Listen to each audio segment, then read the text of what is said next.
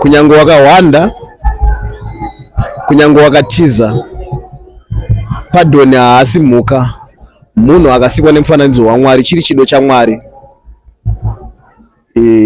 Ndinongoti pardon watasiya muno muzororo ngarwe hondo dzake. Vamwe vanotokomenda pa-comment section vachiti mufakos pamwe zviri muzita. Imunotokudi chanotaura especially mufakos nyaya yekuurayana nekuurayana zvinhu zvisina basa. Imwe yakuda kuti muti usudurukewo umbotsvaga kumwe kwekuenda kana kuna budiriro zvichiita zvichienda umbotenderero nekumwe usaramba uri panzvimbo 1 bhozi imwe yavakaipa mudhara maizisa mudhara spirit. Hatifanire kuramba tichipa futi ukana tirambe iri panzvimbo 1 maizisa blazi.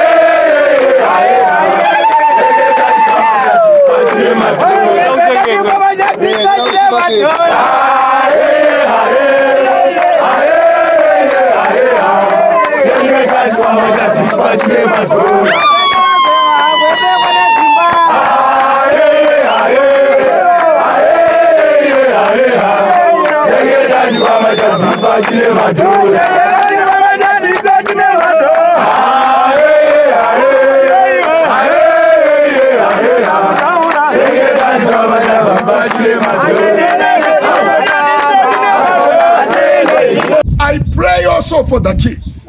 There is a daughter here. We are also praying for wherever Prince is. Visit him in a mighty way. Mushanyire yo mwari, mutaure onai. Nekuti muri mwari akanaka. Muri mwari ane rudo. Muri mwari ane hanya. Tibetserei takurayo mutoro wedu. Nokuti kana imi mukashaikwa wherever kwatingaenda. Ndekupi kumwe kwatingaenda. Baba tibetserei. Tinzweyo ngoni, titungamirirei. Batinoradza pardon. Mwari, runyararo rwenyu rurambire kwatiri. We pray for the Holy Spirit to lead and guide until the end. Mustara Jesu tinonamata. Amen.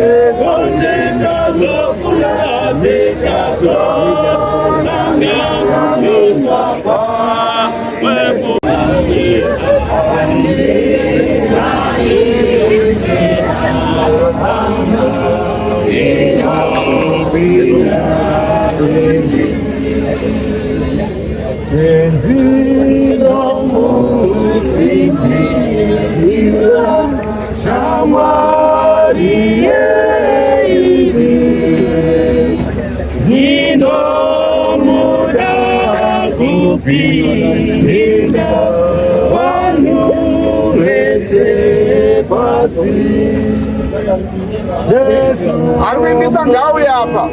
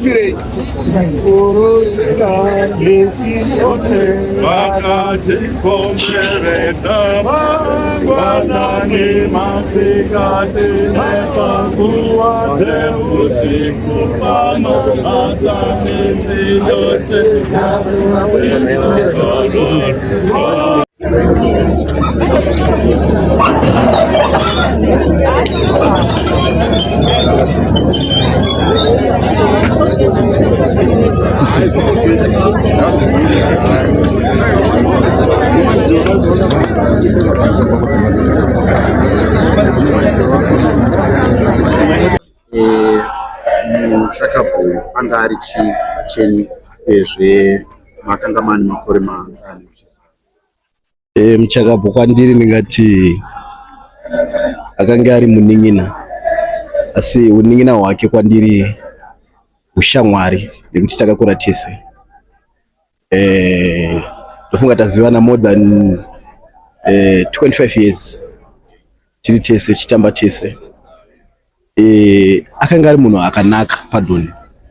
Handisi kutaura izvi nekuti haasisipo kana kuti afa. Ndiri kutaura kunaka kwake kwekuti kana vanomuziva vanopopora zvandiri kutaura. Akanga ari munhu anonzwisisa kurarama nevamwe mukugarisana.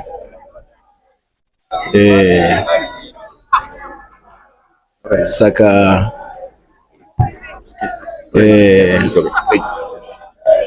Pardon andirwadza mafiro ake.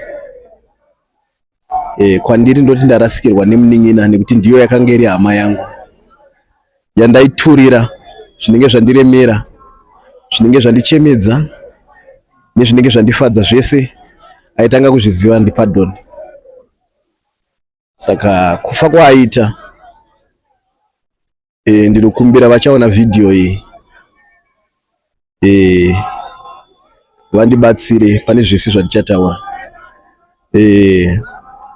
Chandinokumbira kune vachaona vhidhiyo ndichitanga kuvakuru venyika ino yandinotaura government state indibatsirewo kuti munin'ina wedu Prince akatora upenyu hwaPardon ngavaite basa ravo, awanikwe, afesane nemhosva yake, nekuti by now kana vachiita basa aifanira kunge awanikwa, asi izvozvo asati awanikwa. Iyezve tinokumbira kuti Prince ngaawanikwe, afesane nemhosva yake. Mapurisa tinokumbira kuti vatibatsire kuti Prince awanikwe, aripire kuuraya kwakaita Pardon. Pazvakaitika izvi imimi makanga muripo? Ndakatofonerwa, handichagare muMupfakosi, ndakafonerwa ndiri kwandinogara kuti Pardon ashaya. Ndakambofunga kuti maybe ndiri kunyeperwa, asi kutobhilivha nekutenda ndazvibhilivha nhasi kunge ndaona ari mubox.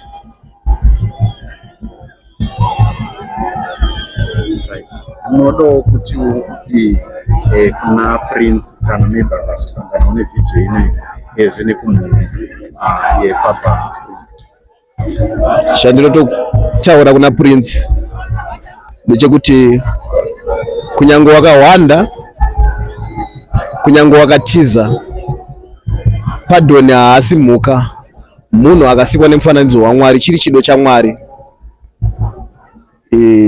Ndinongoti Pardon watasiya muno muzororo ngaarwe hondo dzake kusvika wabatwa. Ndinongoti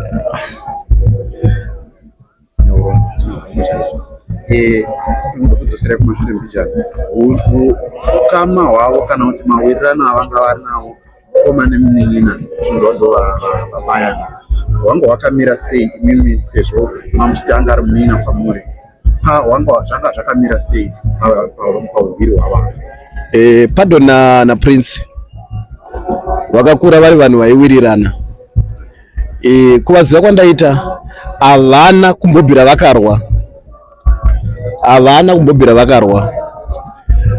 Tototi kutanga nekupedzisa kwavaita vanhu vakakura vachiwirirana. Pardon aitoti akanzwa kuti Prince anetsana nanhingi, aimhanya unorwisa munhu iyeye kana kunonunura. Vakakura vachiwirirana. Saka ndinongoti tatangirwa naSatani akapfeka muna Prince kuti auraye Pardon. Imimi Pardon anga ari ani wenyu?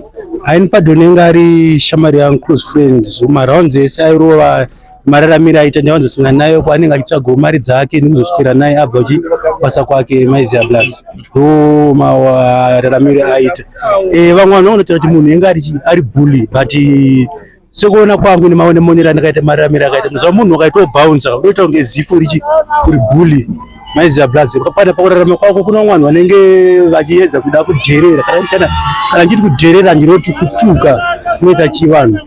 But mararamiro especially mugeto medu Mupfakosi Maizia Ndara unofanira kuitawo kachigayo kuita kuti uwane kurarama nevamwe nzira yakaita sei yakanaka. Ukata sei iye ngari bouncer munhu aita sei aijima, kuita kuti anowanawo kuenda kana kumabhawa apedza ke basa rake semunhu ane profession yake, apedza basa rake oenda unotsvagirwa mari munyika dzanenge aita sei dzanenge achitsvaga, kwete kuti enga ari munhu enga ari bully.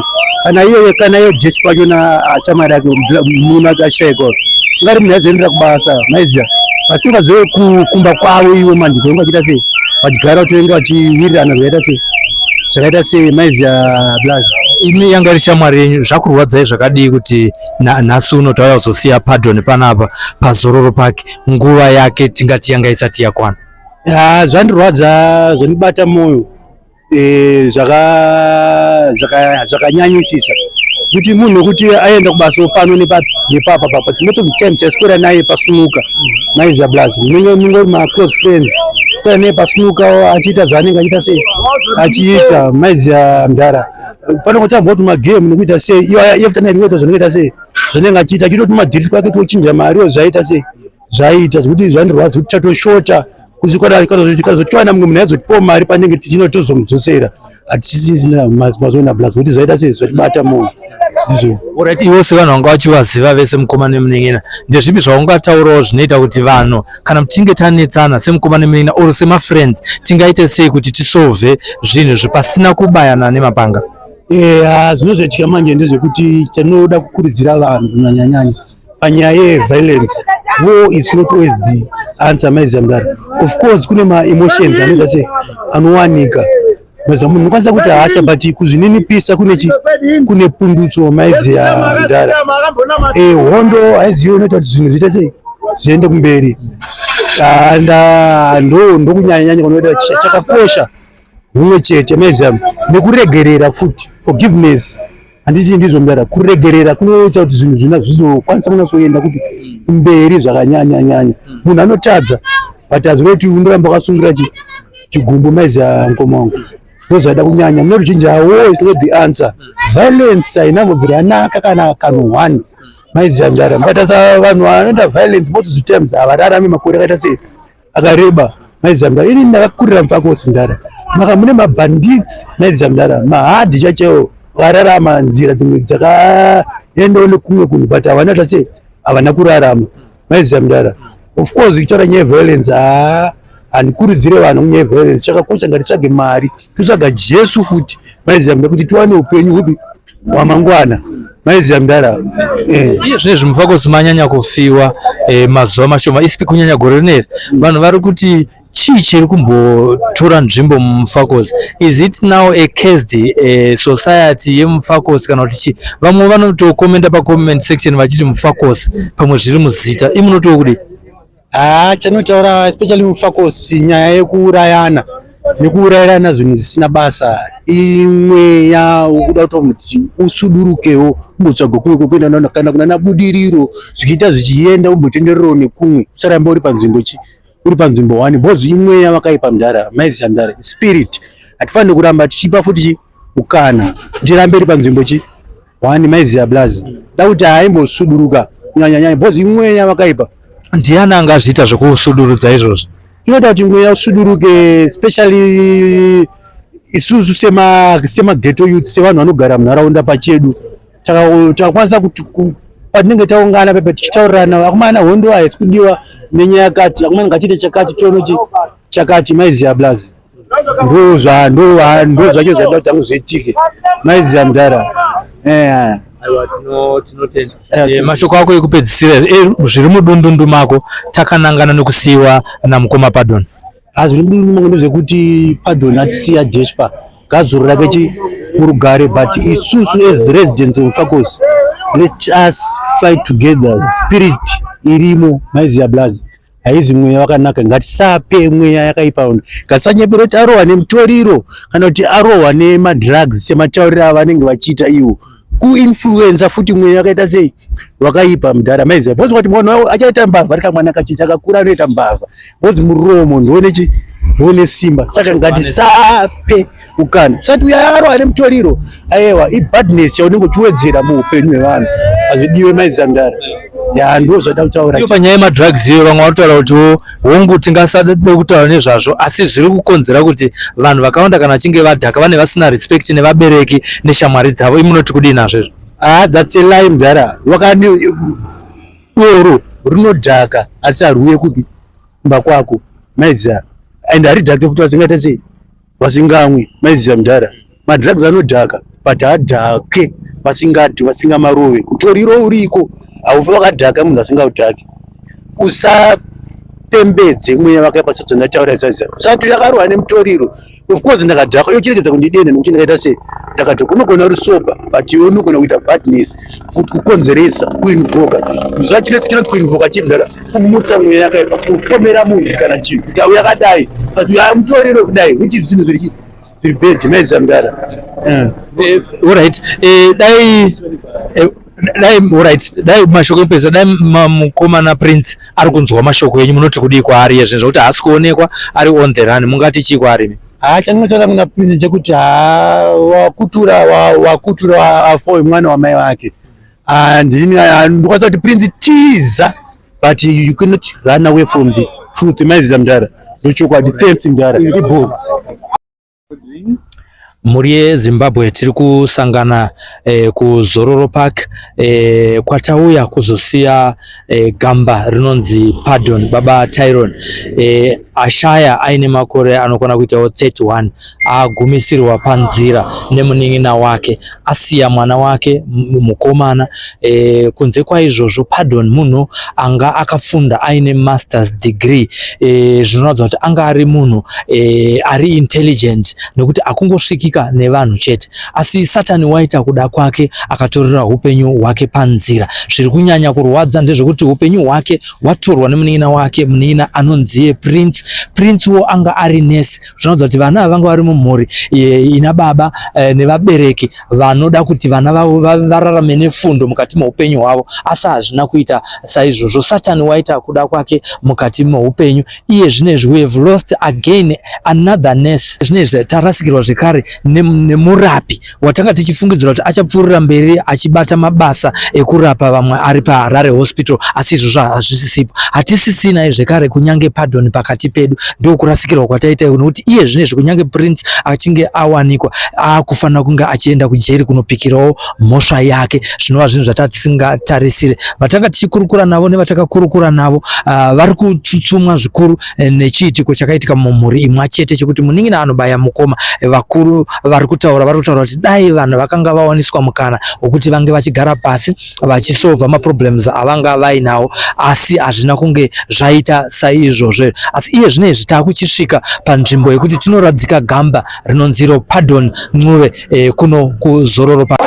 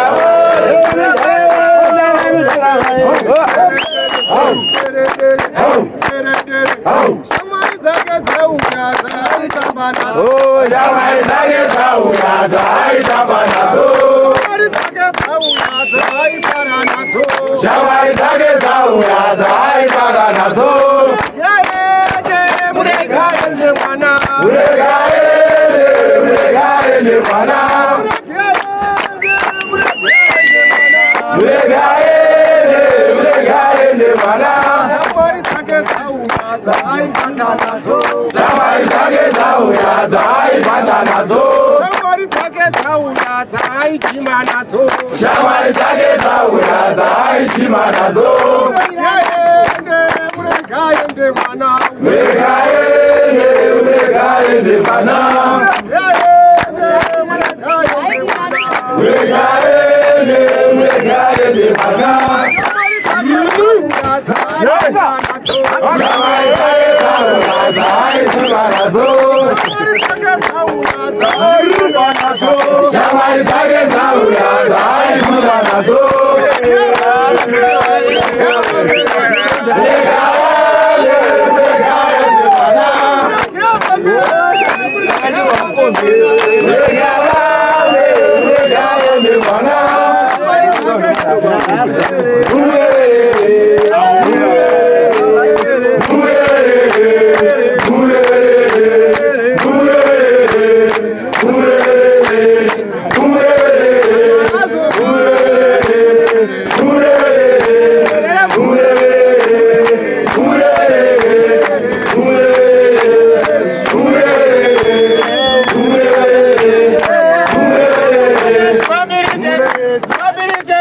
DJ awanda.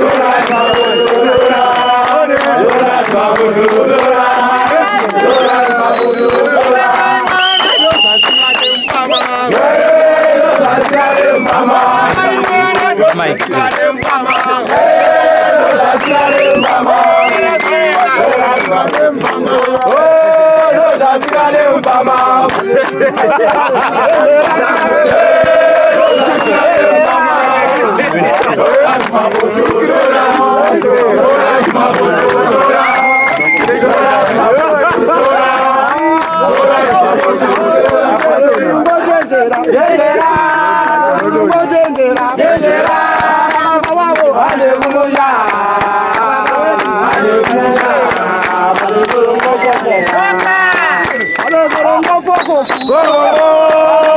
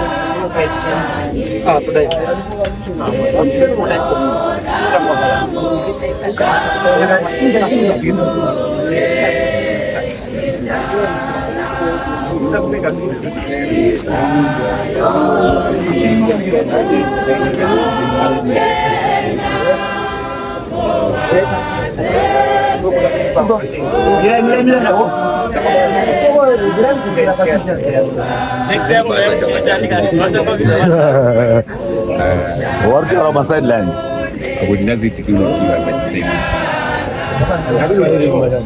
Mantimba, my time, my chef, my boss.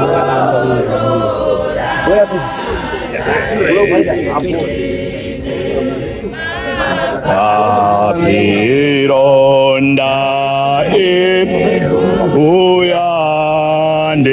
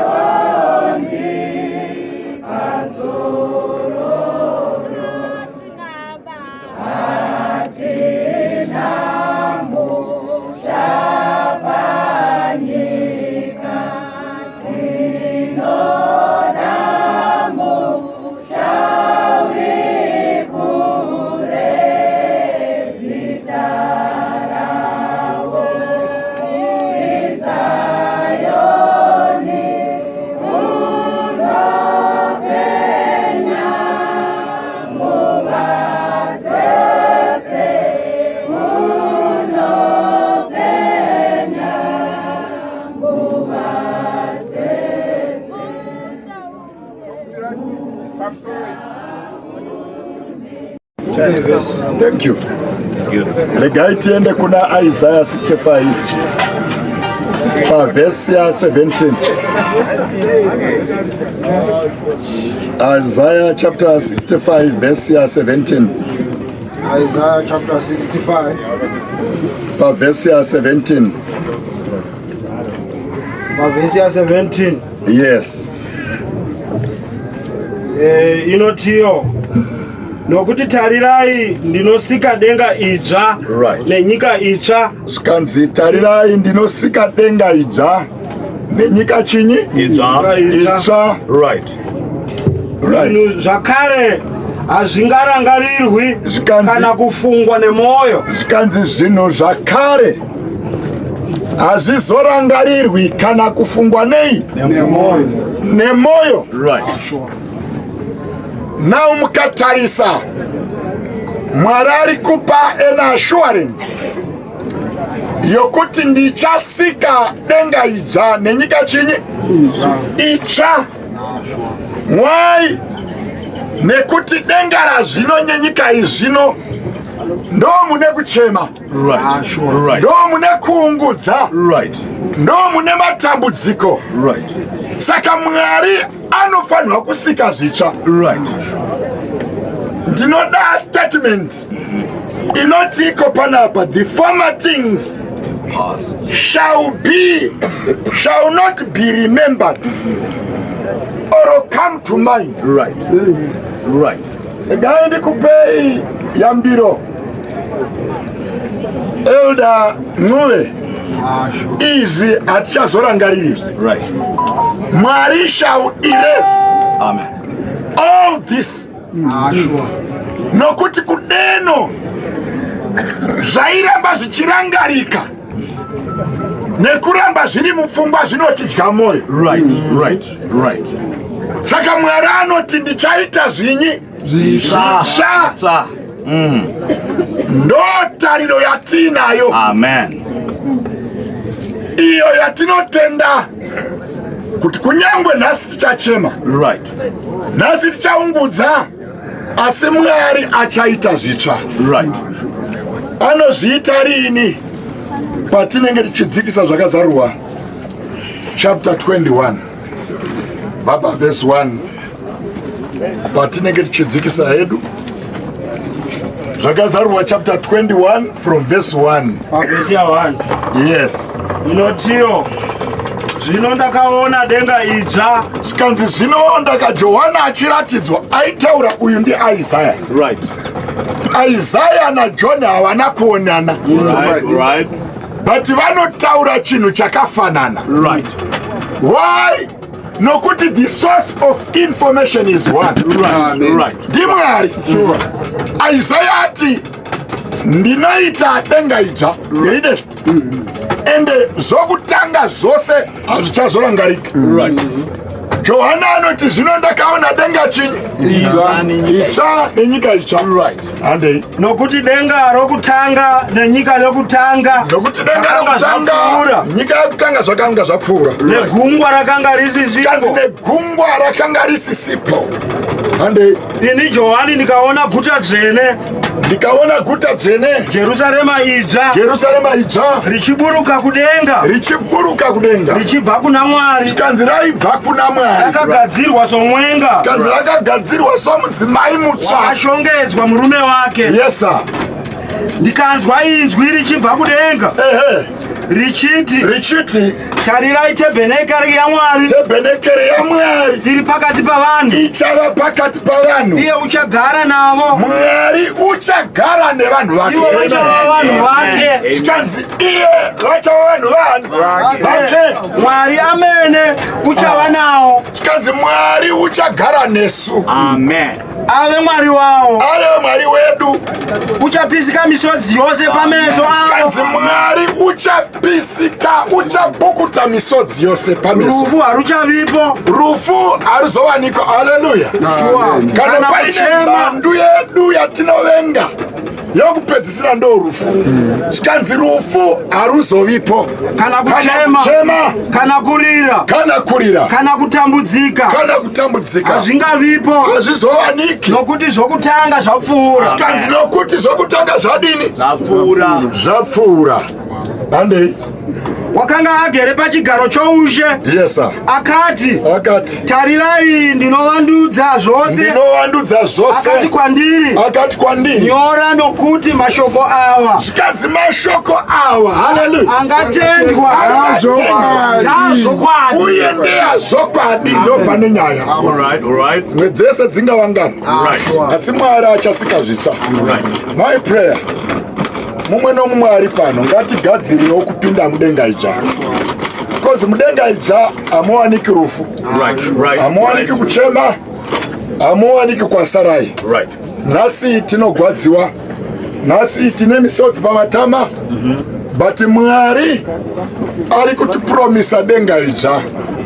Deno mashoko aya angatinyaradza, atisimbise, atipe tariro, tizive kuti nhasi we may mourn for a time, but joy comes in the morning.